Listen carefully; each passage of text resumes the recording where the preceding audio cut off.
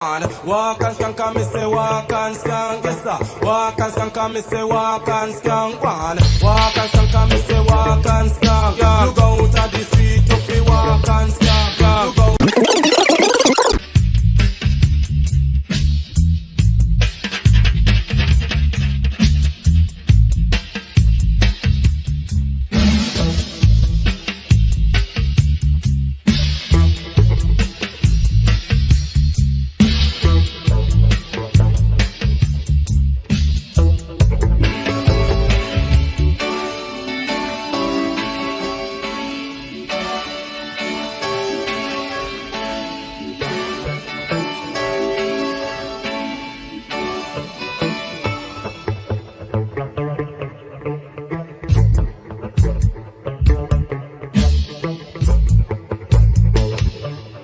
Hello and welcome to your Monday's edition of Loose Mandem. It is so great for you lot to join us on today's show, so thank you for taking your time out to do that. Right, coming up in the next 40 minutes, we will be discussing children obesity in the UK, racist abuse that black footballers receive, a sex dilemma for us lot to solve, and towards to the end of the show, we will be playing another new game of Loose Mandem Does Guess for Celebrity. So sit back, grab something to eat or drink, because that's today's Loose Mandem. Now, Liverpool and Manchester City player Raheem Sterling has recently received racist abuse on social media. This arises 2 days after many English footballers had taken part in the 4-day boycott of social media to make ongoing online abuse come to an end. Facebook has since stated that the abuse sent to the 26-year-old was unacceptable, and have also stated that they have removed the comment and acted against the account. Even with this action, more hateful comments continue to grow without consequences. So, it raises today's question, which is, should social media companies do more to combat offensive and life-threatening comments? Solomon, let's start with you. Well, given that quite a lot of accounts are like using social media to share like hateful comments, whether it be through direct messages or on actual posts and stuff like that. Yeah, but I know that it's only extensive until, I know Instagram have earlier on this year stated that they've tried to combat it with, but they can't really do direct messages as much, given that it's private to the people sharing it. But you can only do so much.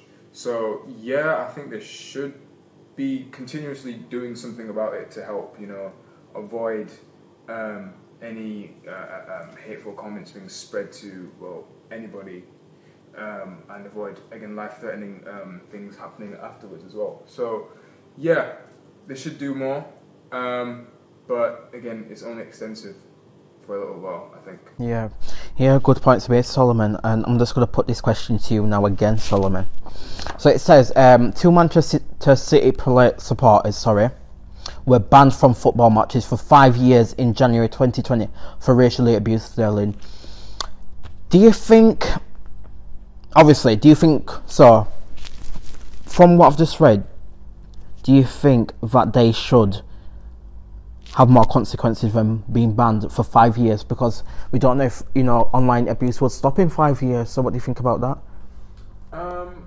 What, were they abusing him in person? Yeah, so 2 Manchester City supporters were banned from football matches for 5 years. If it was in person and it's had a negative effect, obviously it had a negative effect on him, but it typically affected him, performance-wise, then I think it does seem reasonable, I think, because at the end of the day, you're taking advantage of your position. Again, a high position, that's where you're typically a celebrity. You're playing a game, playing a sport that a lot of people work hard for, and you're typically bullying another player because of their skin color. Yeah. So you're typically making fun of him because he's a human with a darker skin tone than you. So it doesn't make sense to me that they would still be playing, you know what I mean? Yeah, I agree with you, Sol. Harry, I'm going to put this question to you now.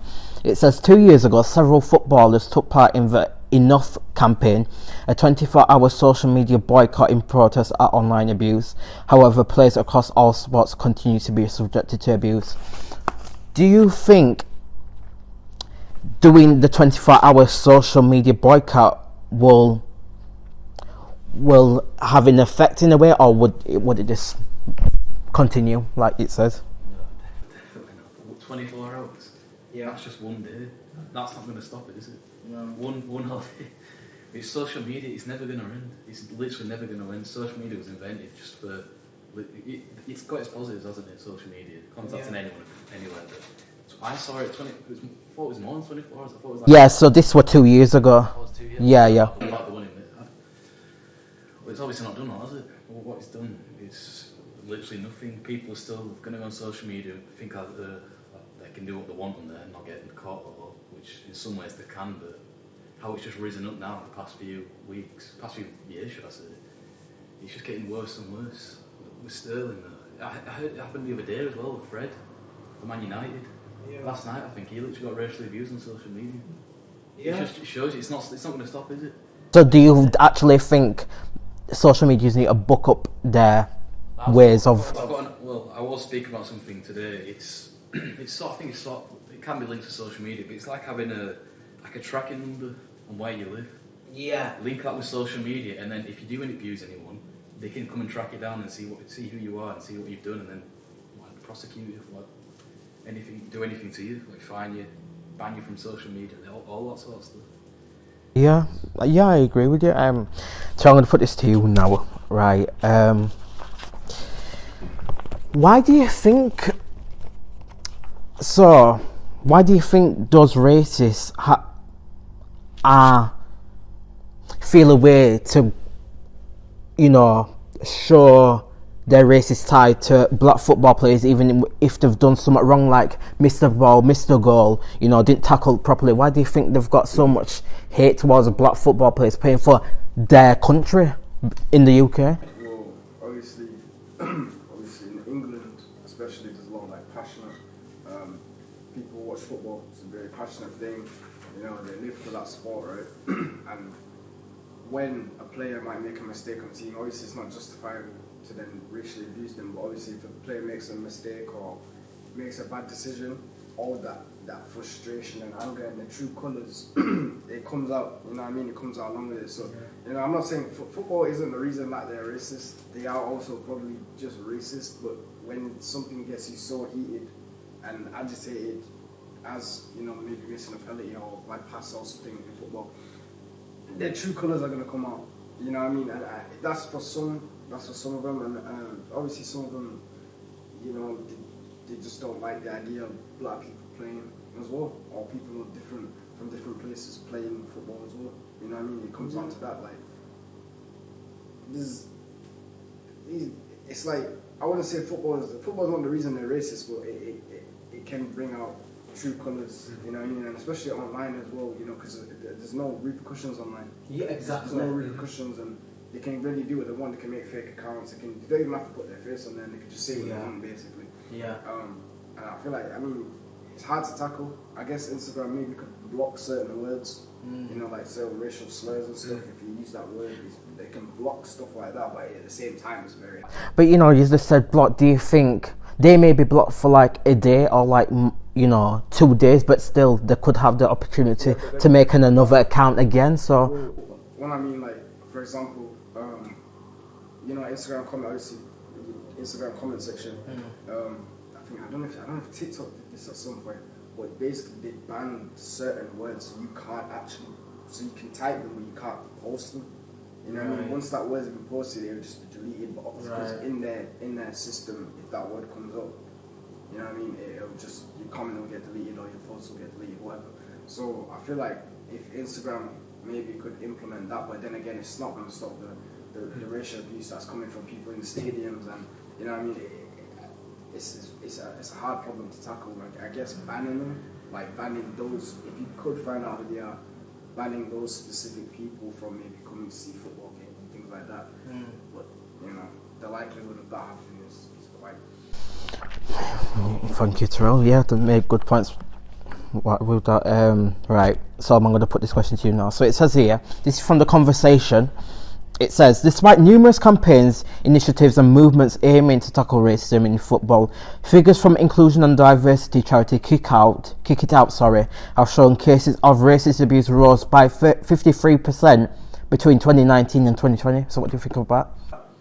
Oh, it's Rose between 2019 and 2020. yeah.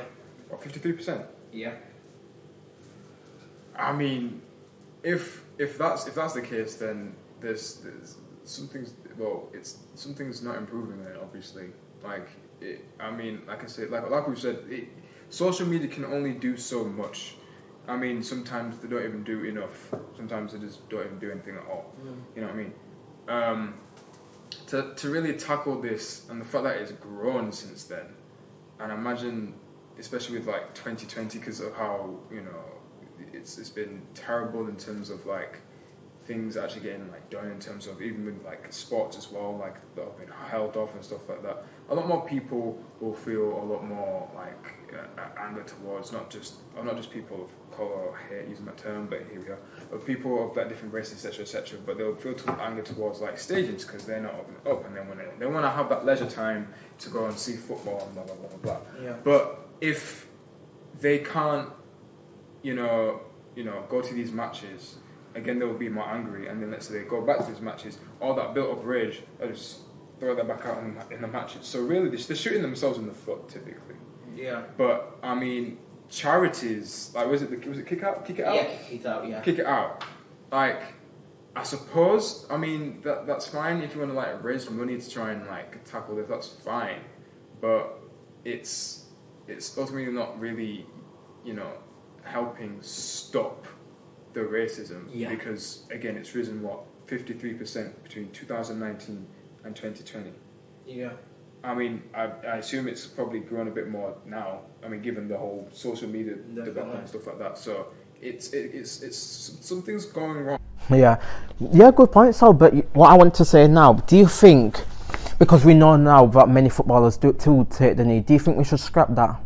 Why I'm saying that, we've implemented taking the knee in football, but it's not combating racism. It's still there. Taking the knee. Yeah. Do you think we should scrap it? Because it's not. It's having the conversation, but it's not stopping racism online. I don't believe they should scrap that. I'm not to say because it's not stopping racism. I just think it's of what it represents. You know what I mean?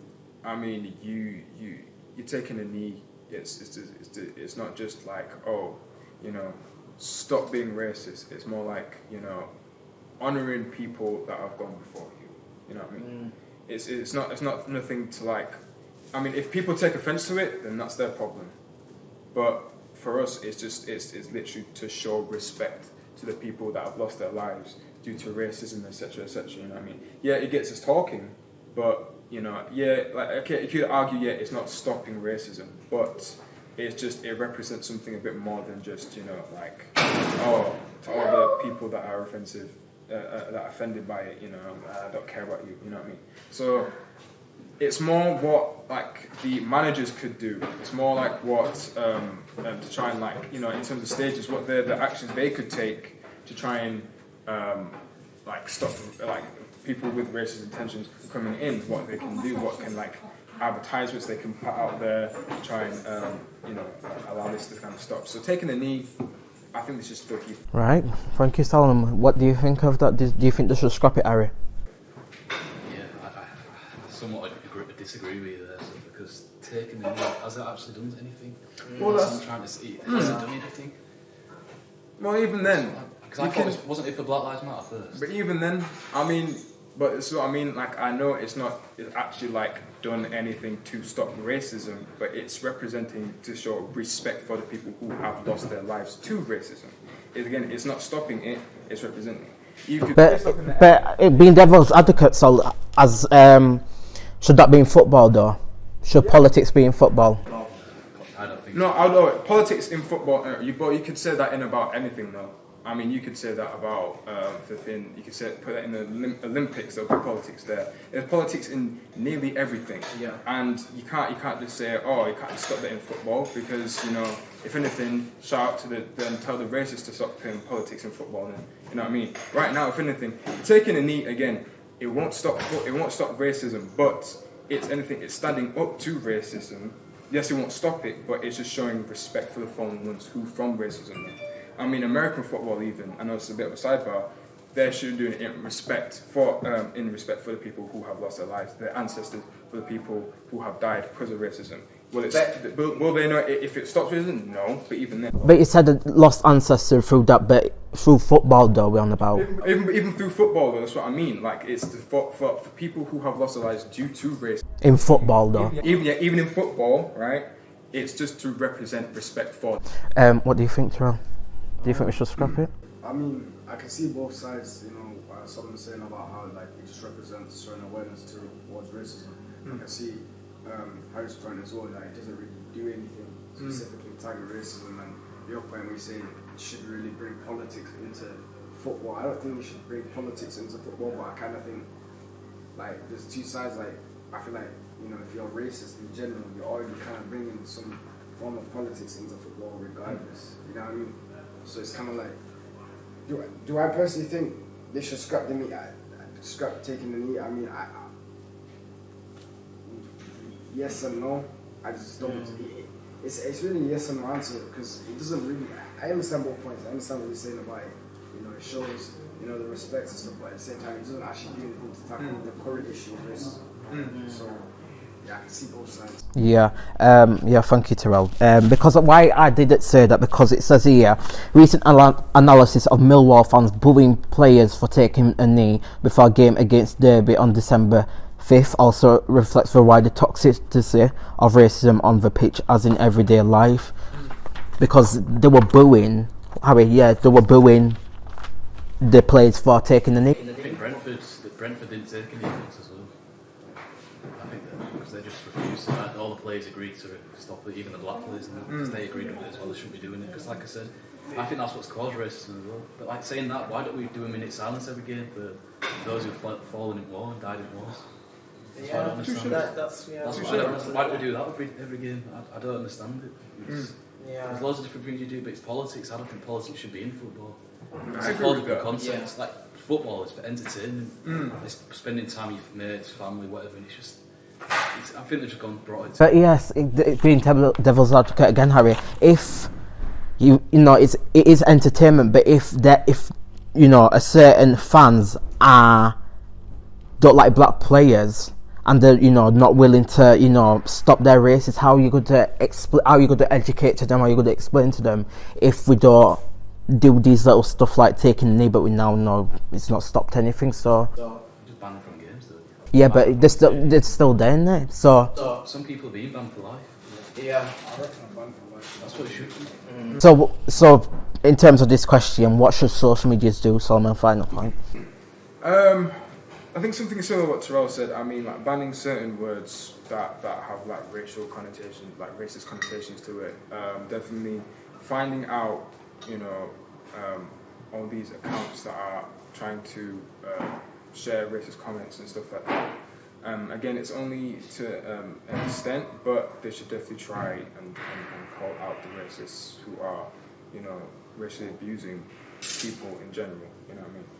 But, Thank you, Solomon. Harry, what do you think? Some final points. What should social medias do? I don't think they should do anything. I think that people getting racially abused should just simply ignore it. Don't give them the attention. Just let it pass by. Yeah, I think the more attention it gets, the worse it gets. I think just ignore it, just move on. Really? If you give them attention, you just think that's what people like. They like attention. The more attention they get, the more they carry on. I think that's how it works. Yeah, but if you're getting private messages in your DMs, if you was going to look at a message from your friend and then you see that amount of racist abuse you get. Yeah, the social media accounts should do more. That's why if you're reporting, they should be doing more. Yeah, but it's the thing, it's reporting and then they're not taking action. That's what I'm saying. They may block you and then they have the opportunity to make another account, get another fake email, get another fake number and do the same thing to you again. Like I said earlier, it should be a tracking number. That's what we should have. Tracking number, and then whatever it is, should have should watch them whatever they do. Yeah. Yeah, tracking number. Yeah, I think that's the key. Terrell, final point. What should the social media companies do more to tackle this racist abuse? As a final point, I don't see that. I don't think they could do much. I just feel like try, implement a system where it blocks certain words that to be used. I guess that could kind of limit the comments, but with social media, people are going to come up with different ways to be racist. You know what I mean? Yeah. So I feel like it could be more of a, for other football fans, like more of a community thing where if we see a racist comment, we get them reported and things like that. But other than that, I'm not sure there's much that social media specifically themselves can do to stop it. Yeah, because good point, Terrell. Because me and Salman were talking about it, and Salman, you explained that it's a money situation, didn't you? What you saying on that? It's like certain companies, they do benefit off of, like, not necessarily racism specifically, but it's like what's popular at the time. And let's say like a certain trend has a certain racist kind of thing about it, it's not going to stop that, because if it gets more people onto that app or onto that social media platform, and obviously it's making money from that, so they're not going to necessarily stop it. They'll say they'll stop it, but they won't do too much about it, unfortunately. I mean, why would you stop something that's making you money? You know what I mean? So it's not as black and white as as I'm not saying it just like that. But I mean, there's many layers to it. But yeah, they're definitely not going to take too much action towards something that is ultimately, getting them money in their account. You know what I mean? Like, for instance, Instagram or something like that. Like you can like post about a trend on there, but it have like a racist connotation. They're probably not going to stop that, because if that trend is so popular and it gets more people onto the app, then who are they going to who are they saying no to? You know what I mean? Because it gets them money. I mean, they'll probably put messages out there, oh, we don't condone such and such, but then again, they'll block people who are actually spreading positivity on the app, but then they won't block anybody who's spreading negativity on the app, which is again, it's done because this is what I was saying. They are quick to block people who are suspicious to Islam, or put a comment about not even something racist, something acceptable, but they deem as not unacceptable, but they're not quick to catch out racist abuse, and it's clear on Twitter. And it's not just football, it's television. See it on television. Yeah, what are you saying, Sal? Sorry. Corporations that benefit from it. Yeah, like Charlene White, she said she's experienced racism. I think if you're in the public eye and you're black, you will experience racist abuse. Wouldn't you, Terrell? What do you think? Of course, it's sad. It's a sad truth, but there's always going to be some people that I just enjoy being racist. You know what I mean? And it's unfortunate that a lot of black celebrities, and you're probably going to experience it. I feel like a lot of them expect to experience it at some point. It's just one of those things that are very hard to deal with. You know what I mean? Yeah, thank you, Terrell. Because what I want to just say, the final part, and it's not just a new thing. Racism is not now, but some people think, oh, it's only the experience it. But many black past football players like Ian Wright, John Barnes, they've experienced it. And this is from Ian Wright. So a teenage boy has handled himself into the police after Ian Wright shared racist messages he received online. And he wrote, Ian Wright, I know I'm not meant to look at them. So, like he said, Harry, it's not like we don't want to look at them, but sometimes we want to look at them because we know what it's going to be, and we know it's not ended. So he says, I know I'm not meant to look at them, but these messages still hit me so hard. This is a child. This kid has direct line into me and is able to send this without any worry. The messages included a number of racist terms, and one that read, if I get corona, I will cough in your face. What do you think of that? So it's not like it's hard to read them, but it's still, his experience is out when he was young. He's about what?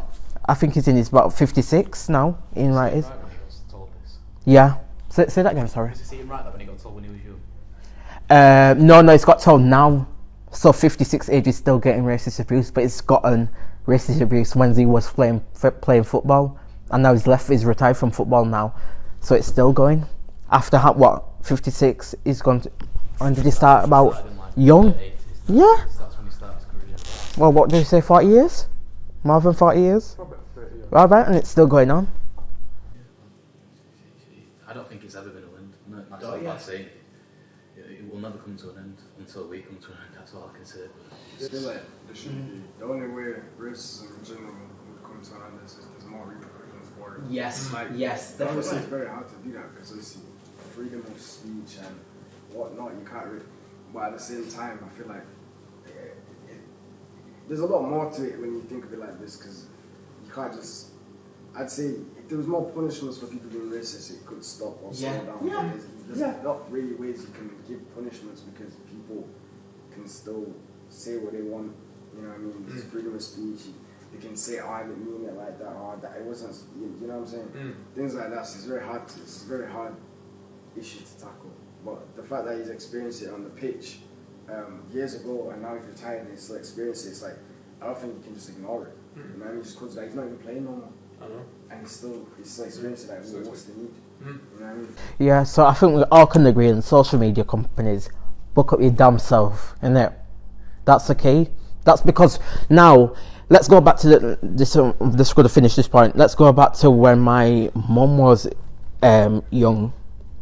Racism used to be in your face. Now it's just moved onto different platform like social media.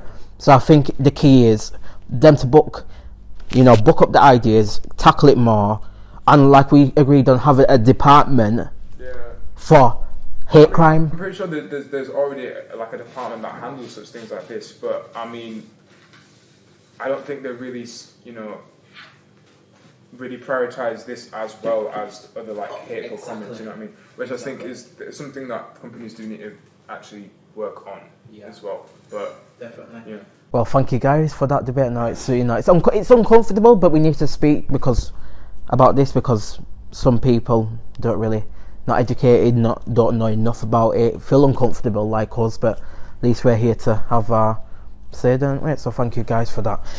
Right. Moving on from that debate, latest figures have shown children are more likely to be obese when they leave Bradford district primary schools than they were a decade ago.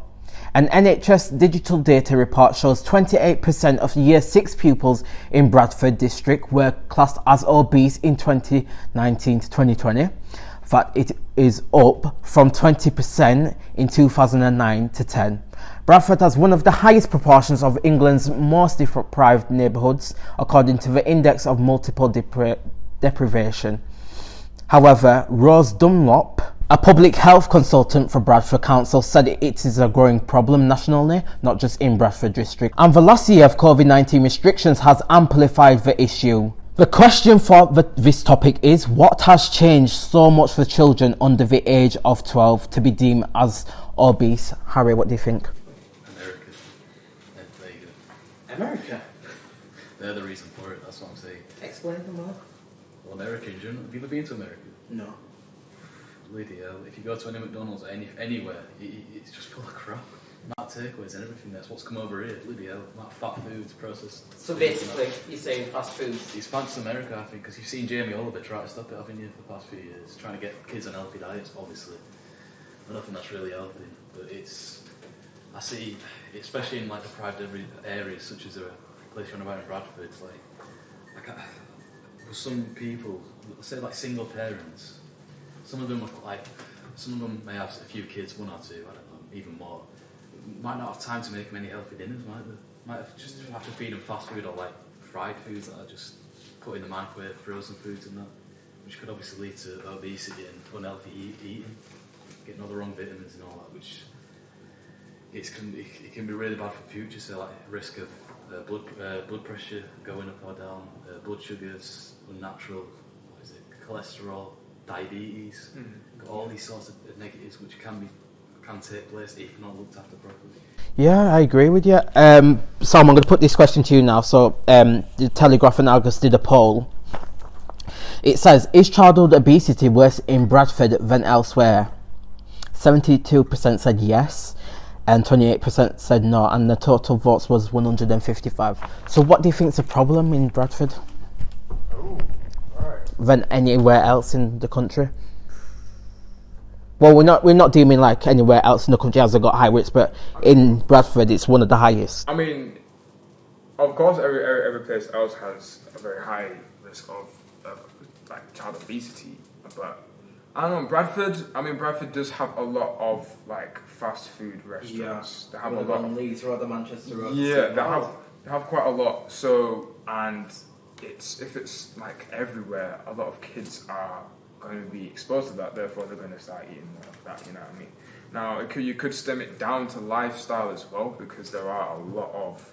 I mean, not to say that all of Bradford is like, you know, not like the most like, richest place ever, but I mean, like, there's a lot of poorer parts in Bradford compared to a lot of cities, you know, out there, which is fair. Well, not fair, but you know, it is kind of fact. You know, so, and obviously, if you have a poorer lifestyle, you're not going to have as much access to, you know, like gyms or things like that. You know what I mean? So you're not gonna, even with like, you know, because of that poorer lifestyle, you know, I say you could argue, you know, yeah, you could go outside a bit more, which is fair enough, but given that like a lot of society now like lives on their phone or like tablet and a lot of technology and stuff like that, especially now generation, I don't see a lot of kids like really going outside compared to how we used to do it when we were younger, you know? Yeah, exactly. I mean, especially like you could argue then, like, yes, we did have like, we used to watch TV quite a lot, but then again, it was still normal for us to go outside and play. Like a majority of the time. Yeah, I agree. So, but now it's so like, you know, again, like going on social media or, you know what I mean? I mean, even for kids that want to learn, they'll go on like social media because of COVID as well. And not a lot of people were allowed outside as well because of COVID as well last year. So that probably adds to it. And in Bradford, you know, it's pretty saddening that it's one of the highest. Yeah. Like it's. I mean, come on, man. Like, it's a break.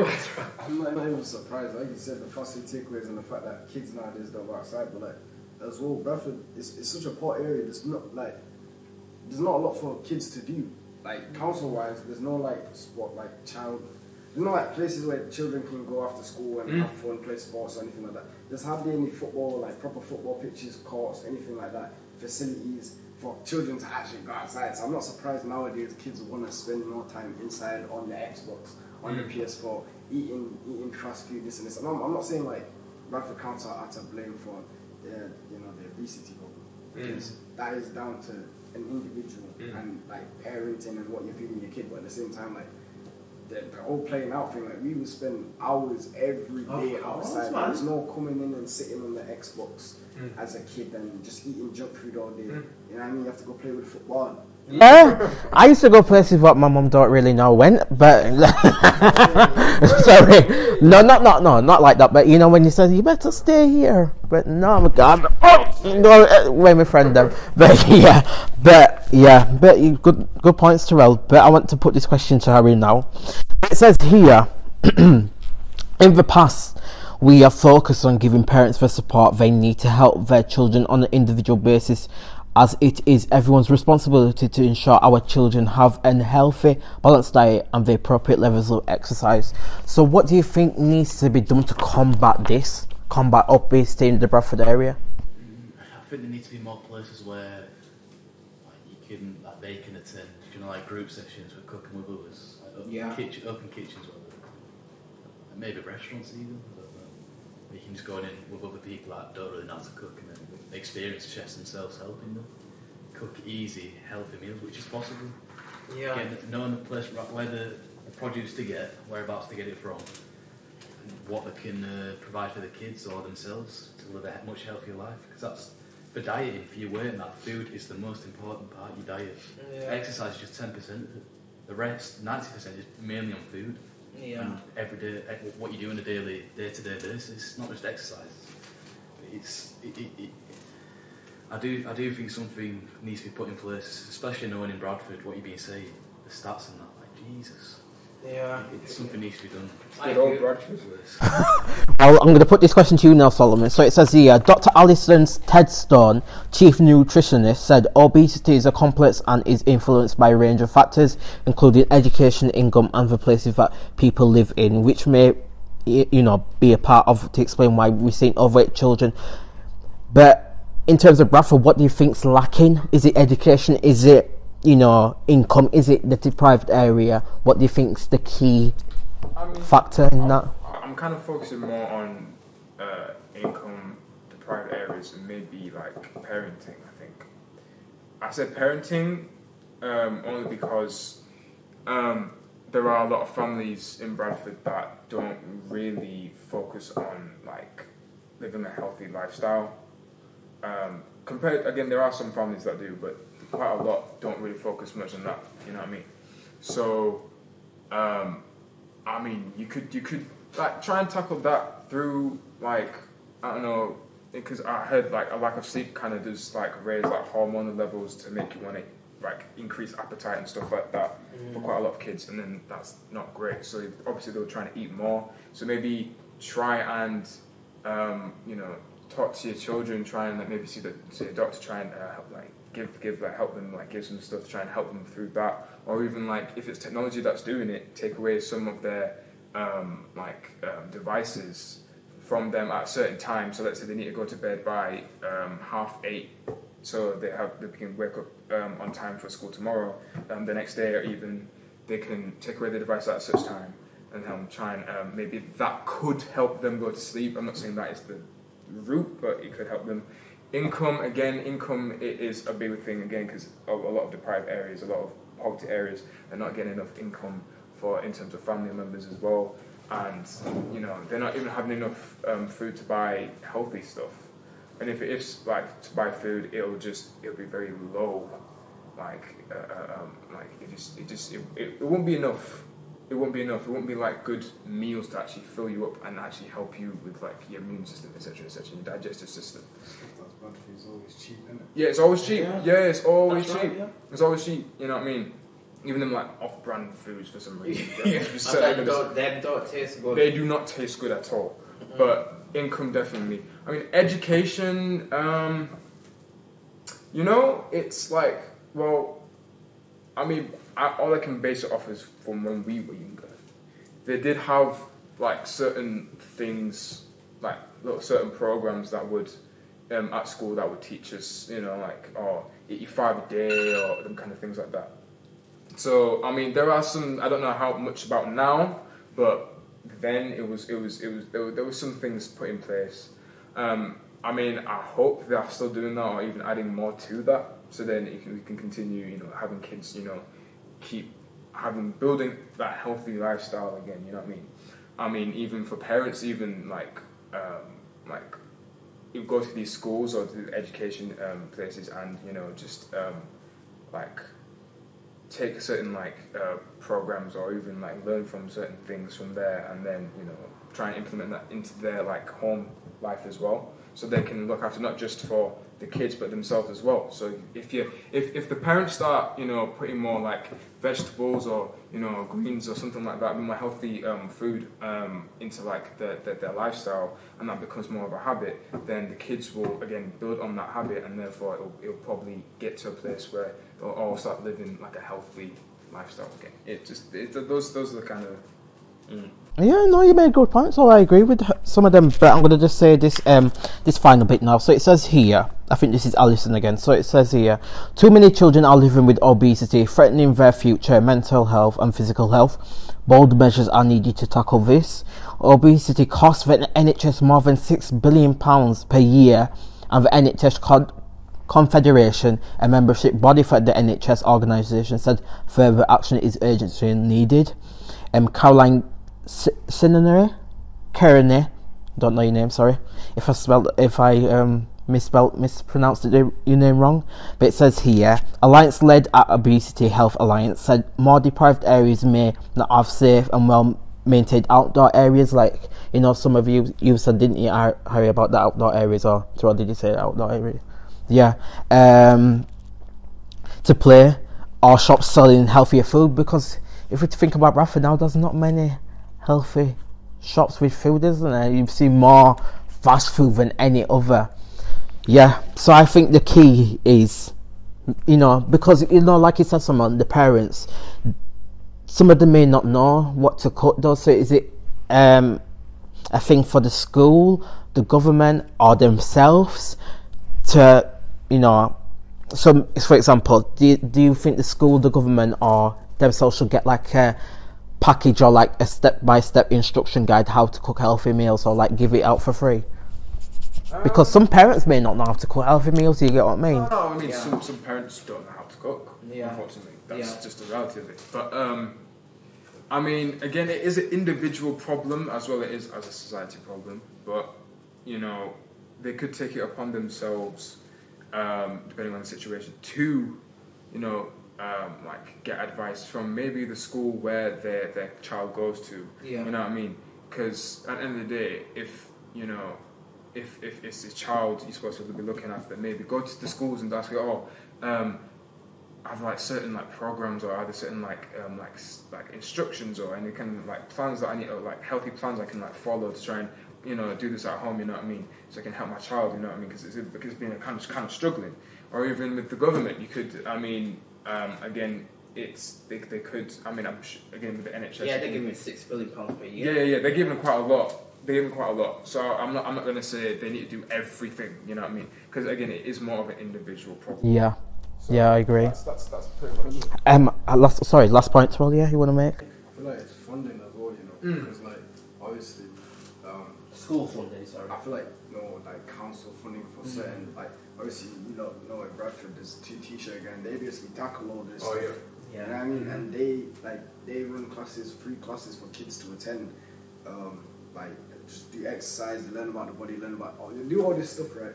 But getting funding for that, it's so difficult. Like you have to go through so many different processes, and as you think with this problem occurring as well, you think that they'd be quick to get the funding to start getting this going, but it's very hard. But so I feel like a lot of it can come down to funding and sorting things out, and allowing other like companies and stuff that are trying to tackle these issues, to get funding, because you can fund money for a red bridge on Manchester Road. That has no purpose. I can build Broadway. The red bridge had no purpose, but they were quick to want to, put how much money to that. I'm pretty sure when we was in primary school, they told us that we were giving money to charity, and then they was like, yeah, but it's going to the red bridge. It's done. It's done nothing. It does nothing positives. But when it comes to funding things like this, it's like no one's there to be seen. Yeah, and it's a very slow process. Exactly. They give funding elsewhere, but not that. I agree. Harry, final point. Advertising.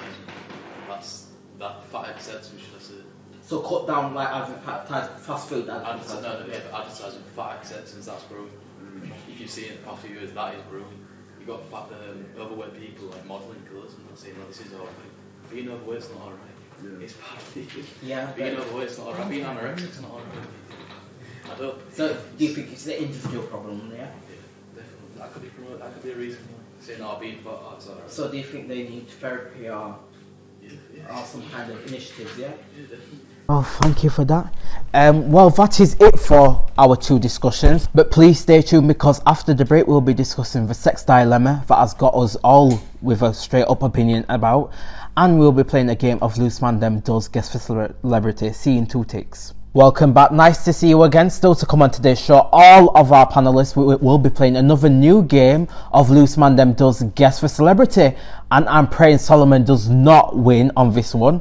But we will see in the next 9 or 10 minutes. So as I said at the start of the show, we have a sex dilemma to solve. And this next part is when we will be talking about it. As there are many dilemmas online for the public to read, solve, as well as experts having an opinion about, me and Solomon have decided to do a dilemma on every episode we do.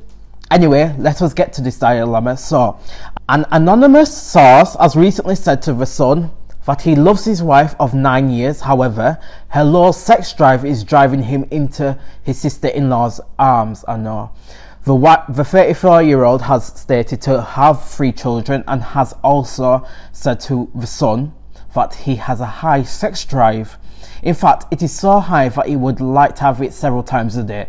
I know again.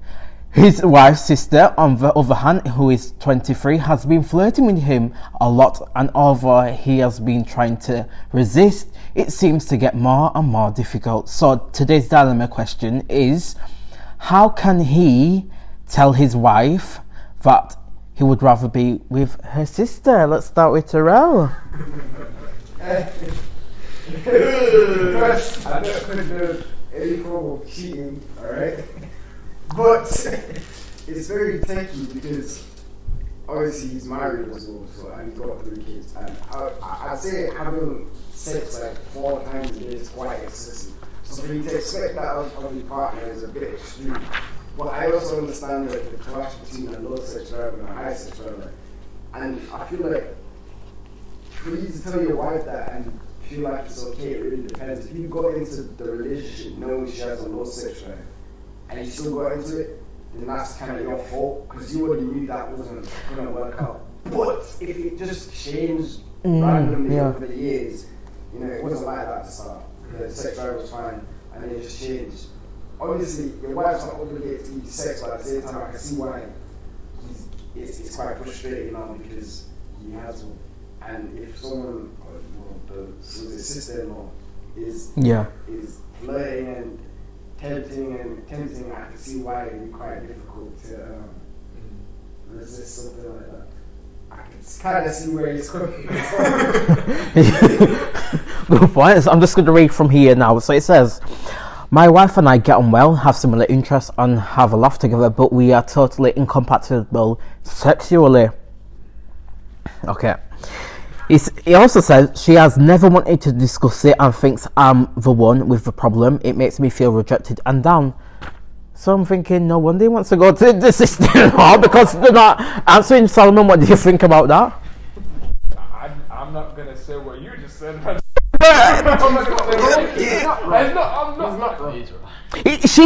He said she does not want to discuss it. No. I mean, I agree. Okay, she's at fault when she said she's not going to discuss that. That's a problem. Then there is something wrong in the marriage. Then, if you're not willing to discuss something as big as sex, especially again in a relationship, sex is quite big. Again, it's not the right. So, yeah. Again, like I guess the wife is at fault as well because again, a marriage is, you know, like especially with sex, is quite important. And if you're, you know, not willing to talk about it, then especially with your partner you've been married to for 9 years and have 3 kids with, then I mean, again, you have 3 kids. Now I know you're not going to be as sexual as you once were when you were younger. Okay, that's fair. And obviously a lot more of your concentration is on like providing for a family now. Fair enough. But you've still got a partner. You still have to have that relationship intact because, you know, you can't just like stop, you know, connecting with your husband because, you know, oh yeah, it's not that important. So why do you think she doesn't want to discuss it then? I don't know. It might be. I don't know. It could be. It could be anything. It might be embarrassment. She might feel embarrassed that she might not have a good of the libido as she once was, or maybe she's just, you know, just not as prioritized around that. It could be a religion thing. Then maybe, you know, the only time she wanted to have sex was for when she had those children, and that's really it. It could be that, but it's again. I can't. I mean, it's again, I don't condone cheating, okay? I don't condone cheating, okay? But it's again, there is some. They both do have to hold some amount of accountability for what's happened. Though. Because I'm going to read Deirdre's response. So she's an argument.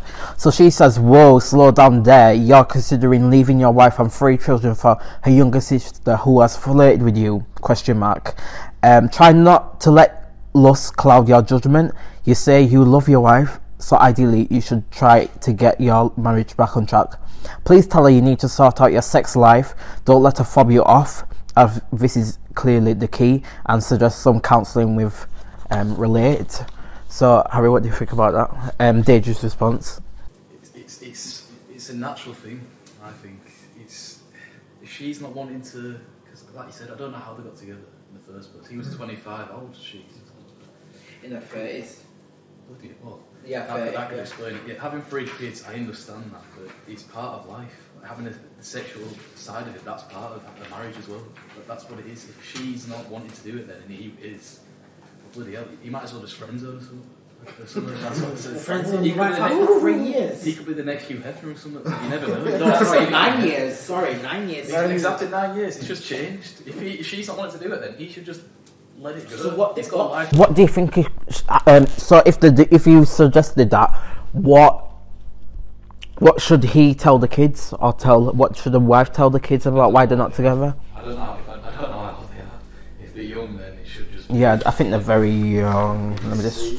Yeah, they've. I guess if Three. Oh no, we just said they have 3 children. They're like 12 or something on their own, then they should be honest or something.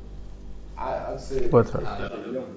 If they're young, you don't have to bring it up. As long as both parents are still going to be in the kid's life. Yeah. There's no reason to bring it up, innit? But if they're older and they're wondering why, like if they're our age, then just say how it is. You know, like it's 2 people that just want different things. You know, like sometimes you're meant for someone, but you're not at the same time. You know what I mean? So it might just be the case in this situation. So What, Solomon? What do you think if the wife finds out he's doing, he's having an affair with her sister? What's your suggestion, or what do you think will happen if the wife finds out? Sorry. I mean, she's definitely going to be heartbroken in that sense, because you find out your husband of 9 years, father of 3 kids, has been almost tempted to sleep with your younger sister. You know what I mean? It's typically a diss on you, because it's like, right, so he only wanted me just for the sex, or he just wanted me because he wanted my younger sister because she's younger, etc. It's like, I mean, I could see, because depending how young the kids are, I mean, not a lot of parents do this, but let's say there are in a rare case that parents do continue being married for the sake of the young kids. They'll probably be in a relationship. Obviously, it's not sexual anyways, but they won't be in a relationship per se. But they'll handle work and business and money sides of it, provide for the kids until they reach a certain age, and then they might divorce even. But like I said, not a lot of parents do that. They'll just divorce no matter how old the kids are. They might be even young, so it depends. But I think it's definitely the sister's fault as well. I think because she's tempting him to do that, and if she has the knowledge that they have a family, kids as well, then she's as much to blame as well. Again, I don't condone cheating. she maybe wanted the thingling. The thingaling, yeah, the thingaling. She may have wanted the bits as well. She may not have been getting. She might not have been getting any, casual fun. How old is she again? Is she in her 20s? So the wife's 30, the man's 34, and the sister is 23. Okay. So she's young, isn't she? She's. Alright. Okay. Now this kind of. Okay. Oh, so you didn't know she was 23?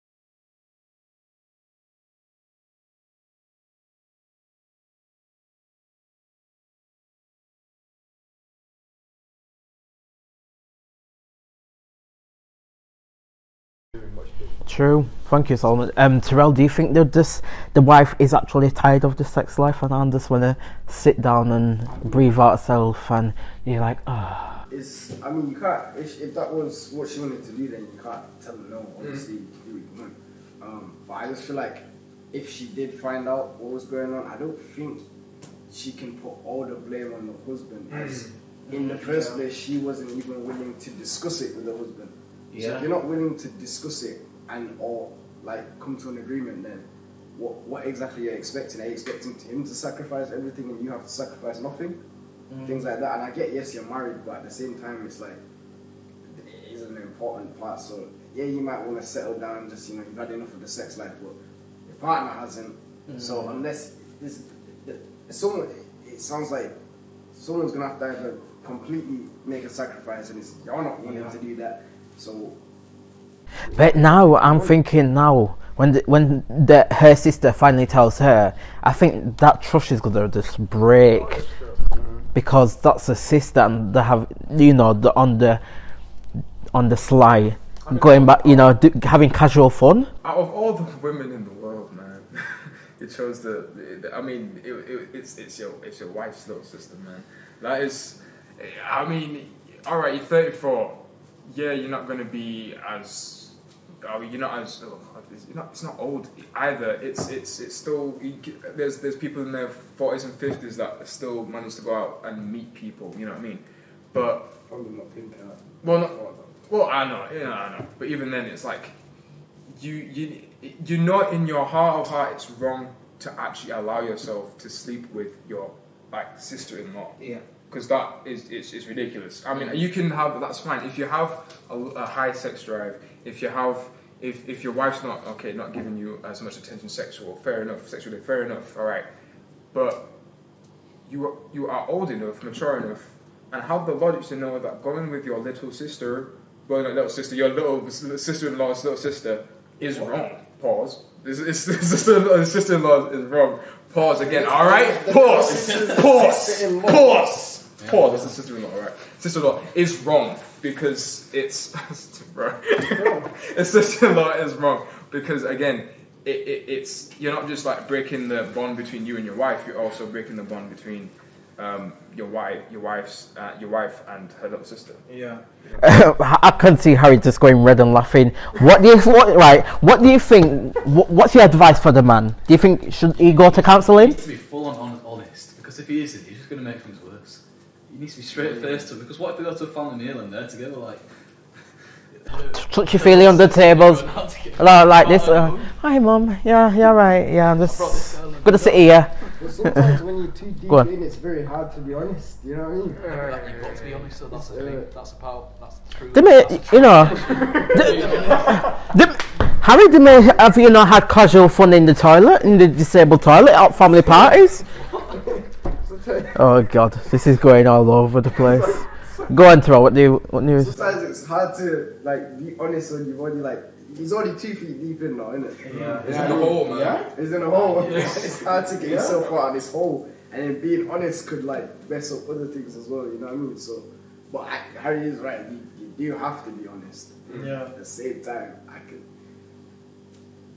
yeah, it's such a the situation. There's so many little things in it that's making it more difficult.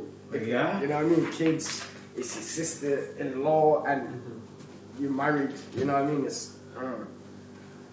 Yeah, that's our first dilemma. Wow. Well, thank you guys for all your contributions. But you know what? My final point. Just go to the counselling, because it may be a little thing. She may have a health problem that she's not telling him. She may have something, but hopefully they go counselling. If that doesn't work, that's a way. Or just have a civil separation. Right. Thank you guys for that. Oh God.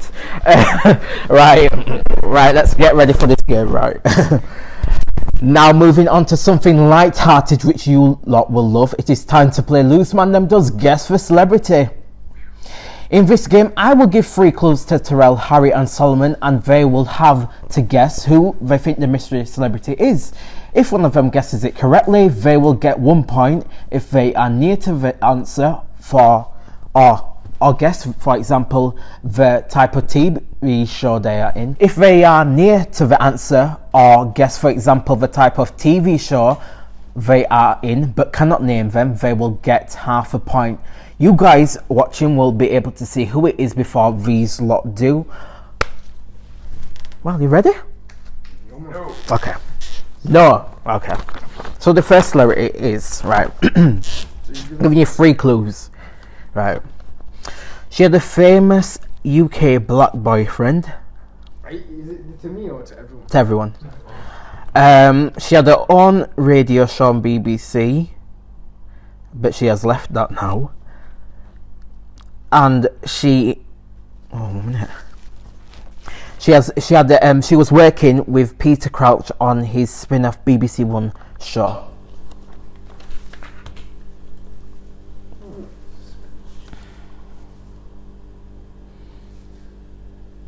Any right? Any right?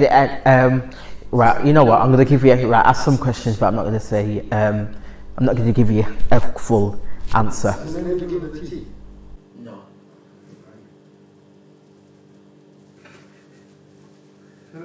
So what was it? What was it again? Was it famous UK black boyfriend? I had a famous UK black boyfriend. Yeah. Oh, I'm not going to say that. I was going to say something, but that won't make it. Go on. What was his profession? In music. That could be anyone, right? But she did Oh! Is What's it that? My Age Jump? Yes! Well I done, just thought about Storm. Well done. Right, Yeah. next one. Next one. Okay. Oh God. Right. Let's get this right. So my answer has got 1 point. You are. Well, maybe I'm right. Maybe someone's not going to win this one. Hey, listen, I'm tired, yeah. Right, now this next one, right. Let's try to pick now which one. It's got some here, some written down, but I don't know which one. Right.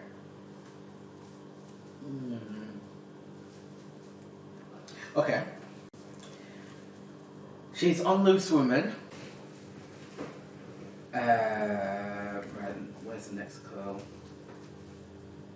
Oh, I'm just trying to pick because I put some clues on. I don't know which one. Don't need to get this one. She was picked. Alright, calm down. Calm. She featured on X Factor. Oh, sis Solomon. Oh! I mean, she's got the same name. That's fucking lovely. Well done. Also X Factor. Well done, Solomon. That's 1 point for you. Thank you very much. Let's see if Harry can get one now. Okay. Oh God, which one am I putting now? Well done, Solomon, for getting Stacey Solomon.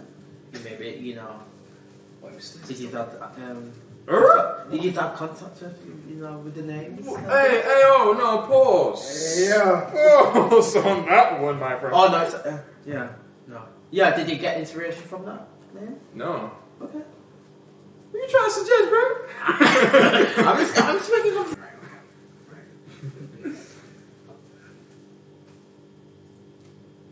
Right, okay. This man was a famous Jamaican singer, but Terrell got in there first. Yeah. Well, Wait. I said it. yeah, but he said it. Well, I'm pretty sure he said it first.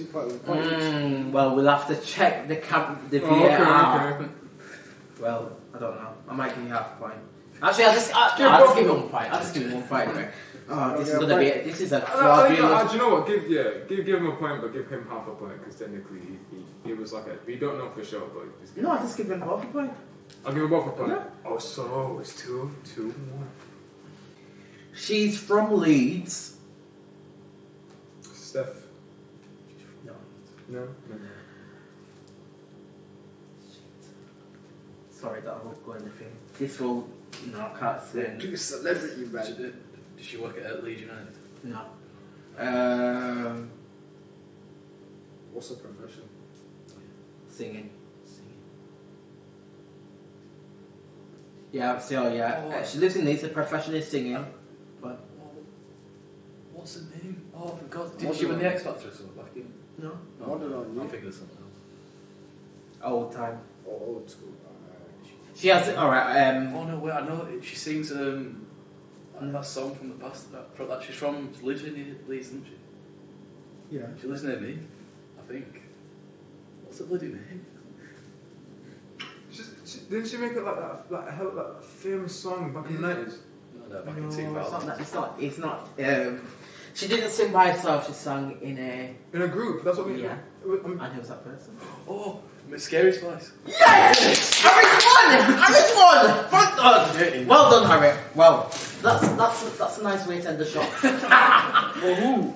For Harry, because Lisa Holman didn't win. Okay, this is hella biased, right? And that's not fair, right? Well, guys, we have run out of time for today's show. I hope you all enjoyed it as much as we did. I want to thank Sol, Harry, and Terrell for joining me and sharing their views bravely on the show today. Do not forget to like, share, comment, follow us, subscribe, and set your alerts on for any of our posts we post on our socials, which are on your screen right now. Finally, remember to tell all the man them and girl them about Loose Mandem. We will see you Friday. Take care. Bye-bye. Walk and skank and me say walk and skank. Yes sir. Walk and skank and me say walk and skank. Walk and skank and me say walk and skank. You go out of the street, you fi walk and skank.